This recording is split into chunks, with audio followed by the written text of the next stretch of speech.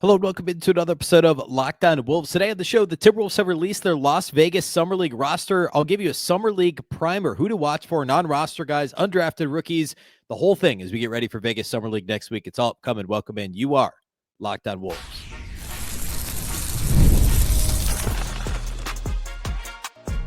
You are Locked On Timberwolves, your daily Minnesota Timberwolves podcast. Part of the Locked On Podcast Network, your team every day. Hello and welcome to the Locked On Wolves podcast, part of the Locked On Podcast Network, your team every day. My name is Ben Beecken. I'm the host of Locked On Wolves. Today's episode is brought to us by our friends at Gametime. Download the Gametime app, create an account, and use the code LOCKEDONNBA for $20 off your first purchase. Happy Friday, everybody. Happy Independence Day to those of you in the United States of America. Hopefully you have a chance to get some rest this holiday weekend and, get ready. I guess get ready for Las Vegas Summer League next week, right? That's the time of year we're in. It's just one after another. Playoffs, which for the Wolves is the last couple of years have lasted way longer than we're all used to. Right into the draft, right into free agency, right into kind of a mini trade season around free agency. And now we're into Las Vegas Summer League. The Timberwolves' first game in Summer League is next Thursday. And now we have the roster. The Wolves have released their roster, preliminary roster. Very likely will change slightly between now and next Thursday. I'll explain that here in a minute. So what I want to do today is go through, talk about obviously the roster guys, the 2A guys, the rookies, the guys on the roster that we're familiar with, and then the other guys, the undrafted rookies that are signings by the Wolves. There's actually only a couple of them. There's also some guys for the Iowa Wolves last year, players that were on the Summer League roster last season for Minnesota. So we'll go through the whole roster. I'll give you a couple to look for in kind of each category as we get you ready for next week in Vegas. A big thank you off the top for making Locked On Wolves your first listen every single day. Of course, Locked On Wolves is free and available everywhere. That includes YouTube as well as all of your favorite audio platforms. Wherever you like to listen to podcasts, you can find Locked On Wolves.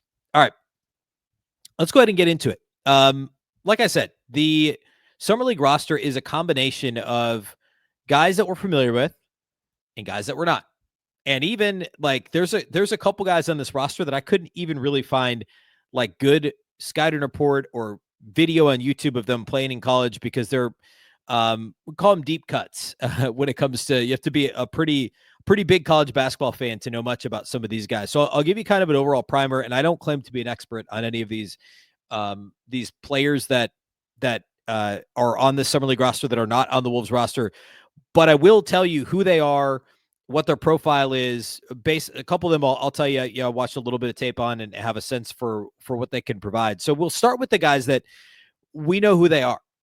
The young, I guess call them the young trio of players that I've talked about quite a bit in the last week or so that is ostensibly going to be backfilling the vacated Nickeil Alexander-Walker minutes after he went to Atlanta in the sign-and trade earlier this week. The Timberwolves are going to fill the Alexander-Walker role very likely in the aggregate.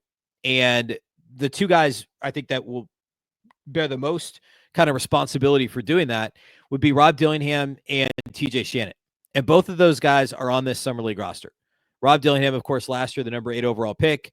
Timberwolves acquire the lottery pick to draft him, and then he doesn't play very much as a rookie. He only has a handful of games in the rotation due to injuries, etc., and performs okay, but spotty enough in some areas, decision-making in offense and consistency on defense, that he never really finds a rotation role. He's going to have a big year ahead, or it is a big year for him, and hopefully he does have a big year. And then TJ Shannon, the later first-round pick, who is probably a lottery talent, but slid because of the off-the-court challenges, issues, I think is a fair word to use, and was ultimately acquitted of any off-the-court legal issues, legal problems, charges, and was a valuable depth piece for Minnesota last year. Finally got a chance, scored 20+ in a start against the Lakers, and then in the playoffs, briefly saw some minutes and played really well in the Thunder series, kind of a shot in the arm for Minnesota.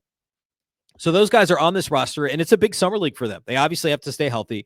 They are going to get a chance to showcase what they can do on both ends of the floor, because the path to both of them for getting minutes is exactly the two things I mentioned that Dillingham did not do with consistency, and that's decision-making in offense, which is always a bit dicey in Las Vegas Summer League because, well, hey, everybody's trying to show that they can do it, right? Everybody wants to be the guy. Everybody wants to show they can score. You've got guys working on stuff.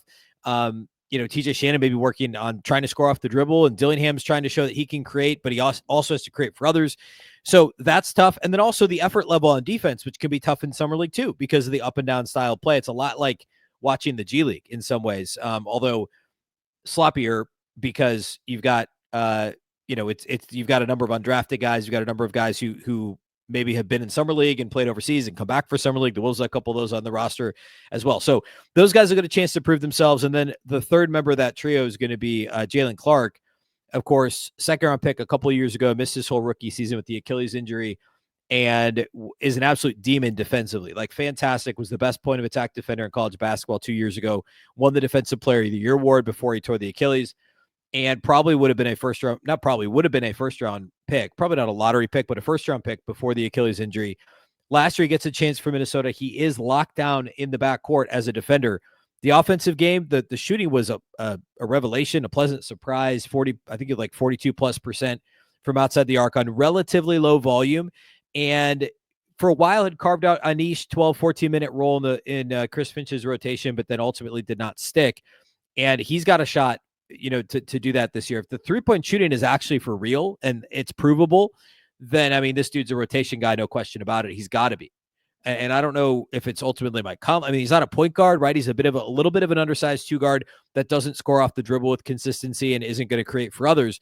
So he's got to be able to knock down open threes, and he has to maintain that point of attack intensity, and he's got to be a top flight on ball defender, which he is currently.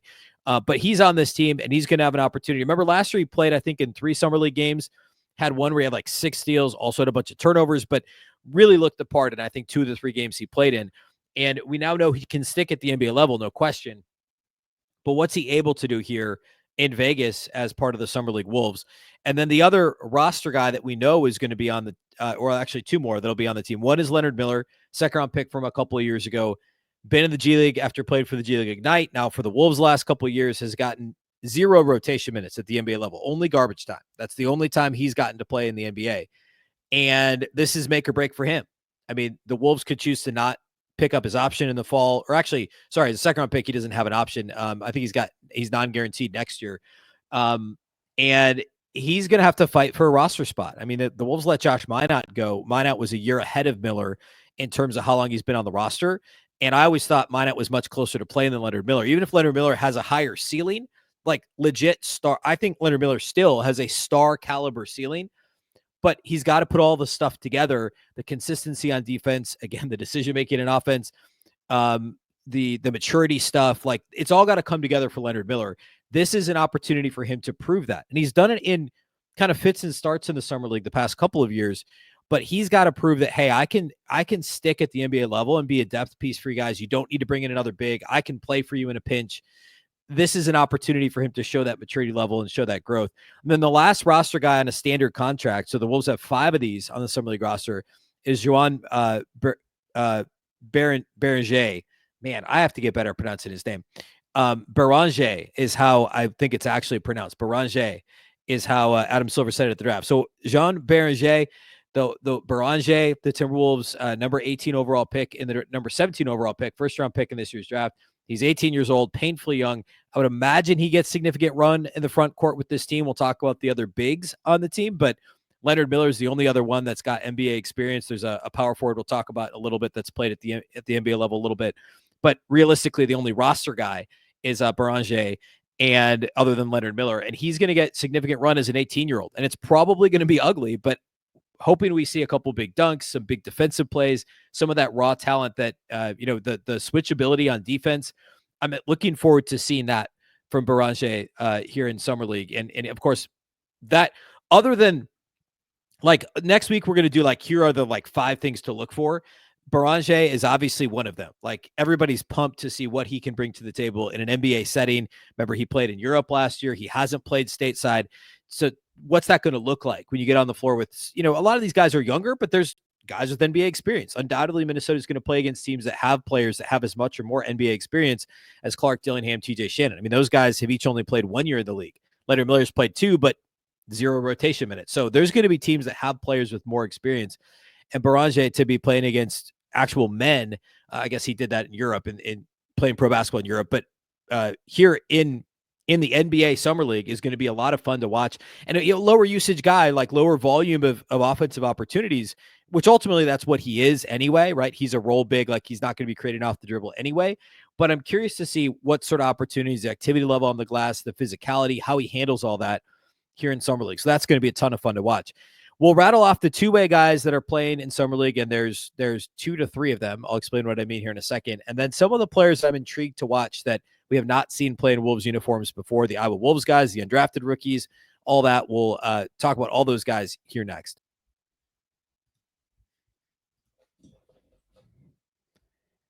Today's episode of Locked On Wolves is brought to us by our friends at Gametime, our title sponsors at Gametime. We've all been there, logging on early and waiting forever for concert tickets to go on sale, only to lose your spot for a show that you've been dying to see.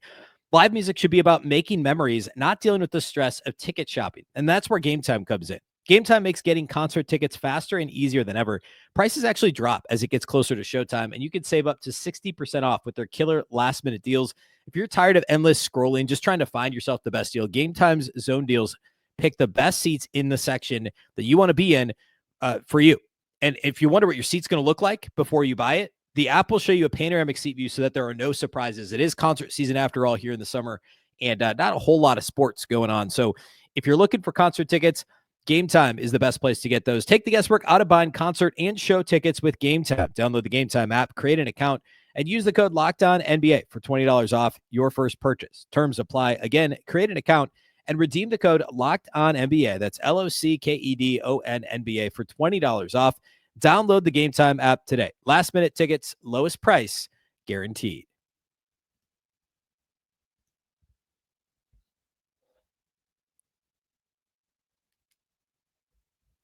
Okay, moving on down the roster. We talked about 5 roster guys on standard NBA contracts for Minnesota: Clark, Dillingham, Miller, TJ Shannon, and Beranger. Yeah, I think I got it. Two-way guys from Minnesota. Jesse Edwards is back. The 5-year college guy who was on a two-way contract all year with the Wolves last year and only played a couple of garbage time games. Jesse Edwards is back. He's going to be 25. He's already signed his two-way deal for next year. He's going to be back in a Timberwolves uniform as of now. Of course, those guys can always get waived later, but he is what he is. Archetype similar to Rudy Gobert. He's a shot blocking roll big who's not super nimble and kind of a straight line roll guy. Not a whole lot of touch around the rim. Pretty good instincts for blocking shots, but not Rudy level, of course. He's fine. And the Wolves didn't trust him ever to play last year. And I don't think they do this year either. Like, I know Luka Garza is gone, and we talked about this earlier in the week.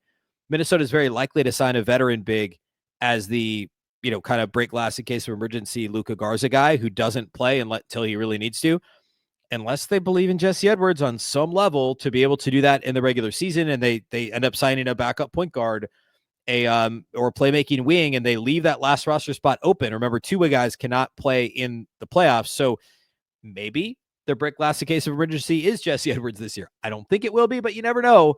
And they keep that last roster spot open to either sign somebody in the buyout market in spring, or maybe it's promote Jesse Edwards to a full-time deal like they did with Luka Garza a year and a half ago in the spring of 24. Yes. We don't know. But Jesse Edwards is back, and he is on the Summer League team. Undoubtedly will be the starting center on this team. Tristan Newton is playing as well. He was on a two-way deal last year. Remember, Minnesota claimed him off waivers from the Indiana Pacers like early December, late November, early December-ish. Only played garbage time minutes in a couple of games for Minnesota. He has not, at least it has not been reported, that he's accepted his two-way contract. The Wolves did tender him a qualifying offer as a restricted free agent on a two-way deal, and he has not signed yet, but he is on the Summer League team. So he's on this team as well. Combo guard, some upside as a scorer, a nice defender. So, we'll see what that. I'm curious to see him play more. Obviously, the Wolves think highly of him, so I'm curious to see him get some run in Summer League. And then Rocco Zikarsky is not on the roster, but I feel the need to point out that he did sign a two-way deal, a 2-year two-way deal after he was drafted in the second round. The 7'3" Australian big, who's also only 18 years old, like Beranger. And he is not signed because that trade is not official, even though the Wolves announced him last week, because it's part of that. We talked about this on Thursday's show, that reported 7-team deal that Kevin Durant going from Phoenix to Houston is the centerpiece, but there's all these other dominoes that are all part of it. Until that's official, Zikarsky cannot play in Summer League. But odds are it happens in the next week. And I would imagine the Wolves can then add him to the roster. We've seen this thing change in the past. So that's kind of your top 8 in terms of guys that we've heard of or have been in a Wolves uniform or will be in the case of Zakarsky and Beranger. The other guys, let's talk about. Let's talk about the Iowa Wolves guys really quickly. So these are all players who were on the Iowa Wolves last year in some capacity, in a couple cases the last couple of years. Noel Eastern was on last year's Summer League team. He also played for Iowa. Nothing really to write home about. And I don't mean this I don't mean to I don't mean to be mean here to Eastern, but he was a 3-year guy at Purdue, played at Iowa the last couple of years. Actually, was on the Summer League team last year, did not get a whole lot of run. He's a 6'7" wing. He's already, or forward really. He's already 26 years old. Like, there's not a whole lot of upside there. He's obviously somebody the Wolves like having around, and he's been in the Iowa Wolves system. So I don't know that he'll get a ton of run this year, but he's on the roster. It's a name you may recognize, especially if you watched some Iowa Wolves last year. Let's see, who else do we have? We have Babacar Sane. Sane is Senegalese, and I'm actually intrigued by him. He was eligible for the draft a couple of years ago. He's only 21 right now, and he's already played pro basketball like 3+ years, like basically since right when he turned 18. And he's 6'8" with a wingspan that's over 7'2", which is nuts. And I found that in a couple of places. So I think it's legit. He, again, was part of the draft process a couple of years ago. Fantastic athlete, really good defender. There's not a whole lot of offense. He's kind of your typical good athlete who's a good defender and is good enough on that end of the floor to more than hold their own. And there's enough athleticism that the potential offense is pretty tantalizing. Like, what could this guy do? Sane did play in the G League for the Iowa Wolves last year for 16 games in the regular season and averaged 12 points and 5 rebounds, 31% outside the arc, but 49% overall shooting. So 57% from 2. Again, raw toolsy, if you will, to borrow a baseball term. Not a whole lot. Like, he should be a better rebounder for how big and athletic he is. And he's obviously not a playmaker at all. He's just a finisher, a lob threat, a transition terror, but good enough defensively and a good enough athlete that there's some intrigue there. Cause again, he's only 21, and most of these, even he's younger than most of the undrafted rookie type guys on this roster. He's obviously older than Zakarsky and Beranger, but Sane is only 21, and he's been a pro for a few years, played in the G League. And so I'm intrigued to see him. I hope he gets some run. He's going to be on my list of guys I'm most excited to see. Let's see. Another guy who played for the Iowa Wolves last year that's a bit more of a, I guess you could say, a project, but maybe not as much upside, would be Martez Brown. Martez Brown was a JUCO guy that transferred to a D2 school, Lincoln Memorial University. So JUCO D2 guy, and he's already 24, I think, about to be 25. Yeah, he turns 25 in the fall. Played briefly for the Iowa Wolves last year, and like not a whole lot stat wise. Played in 30, actually not briefly. He played in 33 games last year, 23 minutes a game, averaged 7.5 points, 7 rebounds per game, and not much. He's more of a polished, like an undersized 4, not much of an outside game. He's more of a post type guy, but he's only 6'8", decent enough as a defender. And there's still some development there, but I think he's just going to be a little undersized and not skilled enough, which is a tough combination to stick as an NBA prospect. But again, an Iowa Wolves guy who's kind of been around, and Minnesota wants him on this team. There's one other Iowa Wolves guy who I'm going to lump in with other players with NBA experience that we're going to talk about here in a minute, and that's Amari Bailey. I think I'm going to close there. Let's actually talk about, well, no, let's do that first. Let's do the NBA guys first, and then we'll go with the undrafted rookies here at the end of the show. There's only like 4 more guys to talk through. So Amari Bailey played for the Charlotte Hornets 2 years ago as a rookie. He was actually a 2nd-round pick, 41st overall. So he was the 11th pick of the 2nd round. Played in 10 games for Charlotte 2 years ago. And obviously not much in the way of playing time, 6.5 minutes per game. I'm assuming it was all garbage time. And then he was in the G League last year. And Amari Bailey played with Jalen Clark at UCLA. There's some hope for him as a true 2-way player. Not a 2-way contract guy, but like a 2-way player. He's really good defensively and has pretty high upside offensively. The problem for him, I should say, he's 6'4" with a 6'7" wingspan. So he's a guard. Modest size for a 2, obviously, like smaller than Jalen Clark. He's got to be a better passer and playmaker if he's going to only be 6'4" with a 6'7" wingspan. And same with the shooting. Like, one of those skills has to be better. The shooting is fine. Like in the G League last year, he was 28% from three. The year before, though, across 23 games in the G League with what team was this? I don't know what team GBO is. The Greensboro. Oh, that makes sense. The Swarm, the Hornets G League team. He shot 42% from three on 4 per game. So the shooting seems to be, and you look at his college stats, like it's not consistent enough. And the playmaking isn't really there. And one of those skills kind of has to be there if he's going to stick at the NBA level at 6'4" with a 6'7" wingspan. He's really tough. He's got a good first step. Physicality is really good. Finishes really good footwork. Trying to play off the dribble. Solid touch around the rim. Like it really, he's just got to have one of those other skills develop as a bit of an undersized combo guard. He's got to either be a more consistent shooter or be able to play make for others, which the shooting thing feels like it's the more likely thing to develop given the touch around the rim. And he's mostly been a good free throw shooter. So there's hope there for Amari Bailey, and I'm sure the Wolves would love to have him in Iowa again this year. But he's a guy who was a second-round pick just a couple years ago, 10 NBA games 2 years ago for Charlotte, and a lot of G League experience the last couple years. So he's going to be an intriguing player to watch. And then the other guy with NBA experience is Jamal Cain. There's less upside there. He's already 26 years old, but he's actually been on two-way deals the last 3 years. He spent 2 years with the Miami Heat on two-way deals, played in 44 games across 2 seasons, even had a start with the Heat a couple of years ago. And then last year was in a two-way deal with New Orleans, got into 37 games. Of course, they were ravaged with injuries, 14 minutes a game, 5 points, couple of rebounds. And his profile is he's a little bit of an undersized 4.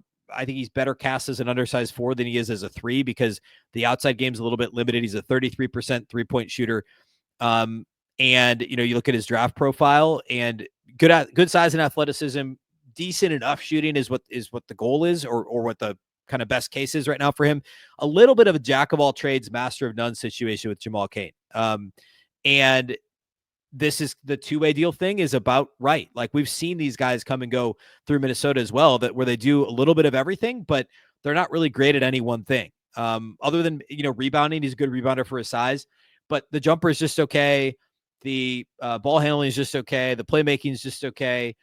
Like he maybe turns it over a little bit more for being just an okay playmaker. So he's not really any one thing. He's just a guy who's a kind of an average 6'7" size for an NBA guy. And, you know, does everything kind of okay, but nothing great. And so what do you do with a guy like that? It makes sense to have him on Summer League. Makes sense to maybe get him. Maybe he gets that last two-way spot if the Wolves look for somebody for, you know, some depth. That hasn't been the Wolves' MO with the two-way spots since they've been a contending team the last 2 or 3 years. They tend to go with guys with, you know, either more upside or more veteran type guys. I guess you could say Tristan Newton is a little bit of a depth piece, but I think he's more of a development project as well. Whereas Cain kind of is what he is as a 25-year-old. So given the Wolves kind of roster situation, maybe they try and stash him in Iowa, try and offer him Exhibit 10, but I'd be surprised if he ended up on a two-way, but it'll be interesting to watch him. Let's close by talking about 2 undrafted rookies who were in college basketball just last year that are on this roster here for Minnesota in Las Vegas. We'll do all that here next to close the show.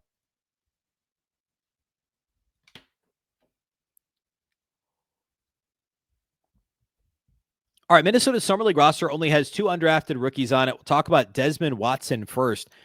Desmond Watson is a guard, 6'5", and he's actually got a little bit of a similar problem to Ace Bailey that we talked about, who was the second-round pick of the Hornets a couple years ago. Watson's slightly bigger. He's more of a slasher than he is a point guard, though. He plays more like a 2-3, like a wing, than he does a combo guard, like a 1-2, right? Now, he was a 4-year college guy, played 2 seasons at Davidson, and then transferred to Loyola Chicago, played 2 years there. So 4-year college guy. The assist rate went up pretty dramatically at Loyola Chicago, and it looks like he had the opportunity to create a little bit more. It's interesting because the turnover rate went down while the assist rate went up, which is good. I mean, as he got older in college and got more experience, like that is what should happen. But he also had more responsibility on his shoulders. He had a higher usage rate as well at Loyola Chicago. So he was kind of the centerpiece of everything they were doing. The 3-point rate also went up. Almost half his shots last year were from 3-point range, and he was under 34%. His junior year, though, he was about 39% from 3. So overall in college, he was about 33%, but that went up as he went through college. So the positive thing is he continued to get better. as he was given more responsibility, he got better as a passer and as a scorer, and overall more efficient as a scorer. The free throw rate was pretty solid overall. I think he's pretty physical based on what I've seen. Good touch around the rim. I don't think he's big enough to be dynamic as a wing, and he's not a true guard. Like I said, he plays more like he's a slasher forward type guy than he is a and maybe attack a little bit off the dribble. But I just don't know that that's going to be. I don't know that he's quick enough to do that at the NBA level against some of the guards that will be guarding him, and I don't think he'd be big enough to do it against some threes. So a bit of a tweener in some ways, and I can see why the Wolves are intrigued. He feels like a definite G League possibility. Maybe if they let go of like a Tristan Newton, maybe a two-way type possibility. There's a little bit of upside there. I just think, as is often the case with the guys on Summer League rosters, you can point to 3, 4, 5 things that are NBA skills, but then 1 or 2 things that really aren't. And one of those things has to turn into something that is, or they've got to have some other thing like athleticism or youth or, some combination of those things that teams can look at and say, all right, this guy can get better. And there's a spot for him moving forward. And so I'm intrigued to see if Desmond Watson gets any run. I could see them trying it out a little bit. Like the way the Wolves have often done Summer League the last couple of years is they play their main guys a bunch, and then the other rotation guys are, and by that I mean the standard roster guys, and then the other guys kind of alternate. So like, do we get 2 games of Desmond Watson playing heavy minutes and 2 games of Ace Bailey playing heavy minutes? It's also possible that Clark, Dillingham, Shannon, those guys only play 3 of the 5 games or whatever they end up playing in Vegas. They may each sit a couple of games to kind of minimize the wear and tear, still have them around the team. They're part of the Summer League training camp, etc. That's always a possibility too. So in that case, we'll see more of Desmond Watson. The other undrafted rookie is CJ Fulton. CJ Fulton also played 2 years at a school and transferred to another school. Instead of A-10 schools, he played 2 years at Lafayette in the Patriot League, and then transferred to College of Charleston in Conference America for his final 2 years. He's a weird one. The scouting report, one of the scouting reports I found on him was actually at our friend Tyler Metcalf's site, No Ceilings, and I'm going to see if I can pull up the blurb really quick. But it basically said, "Hey, this guy is an interesting spreadsheet case." Was the here, I've got it right here, which I think is such a fascinating way to look at this. He's an interesting spreadsheet bet. This is again at NoCeilingsNBA.com.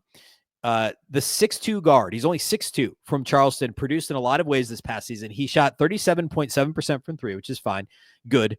Averaged 6.5 assists to only 1.3 turnovers, rebounded well for a guard, and registered a steal rate of 2.6%. There's a real quote-unquote firepower question to be asked, as he only averaged 7.8 points per game as a senior at the mid-major level, which isn't common among players in NBA rosters.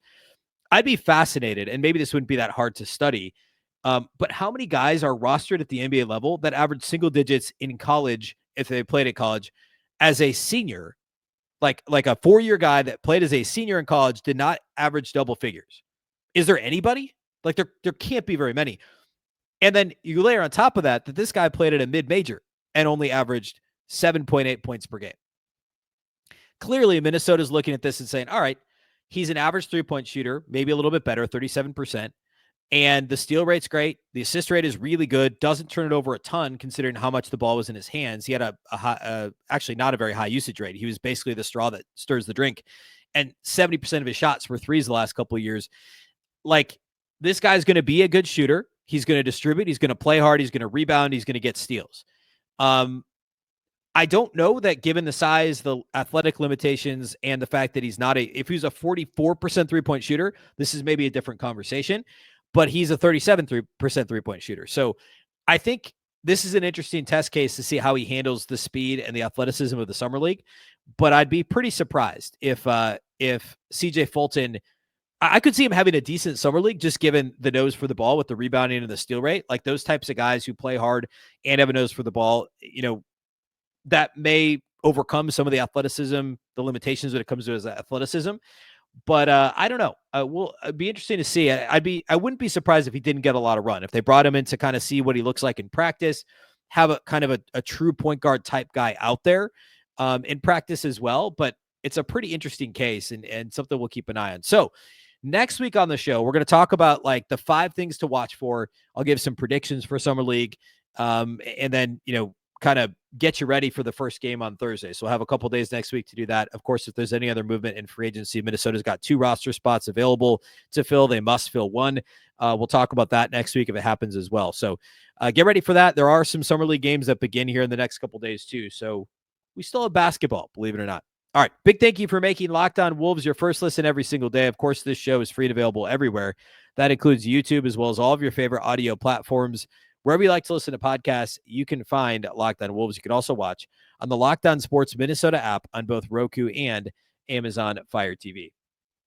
A big thank you once again for making Locked On Wolves your first listen. Of course, for your second listen, you can go check out the Locked On NBA podcast, where there is no offseason. Doug, Matt, and Hayes keep you up to date on contract negotiations, rumors, and everything you need to be the most informed NBA fan. Find Locked On NBA on YouTube or wherever you listen to podcasts, part of the Locked On Podcast Network, your team every day. Of course, Locked On Wolves is also part of the Locked On Podcast Network, and the Locked On Network is your local experts on all the biggest stories. Once again, I'm Ben Beecken. This is the Locked On Wolves podcast. We'll catch you next time. Have a fantastic 4th of July weekend.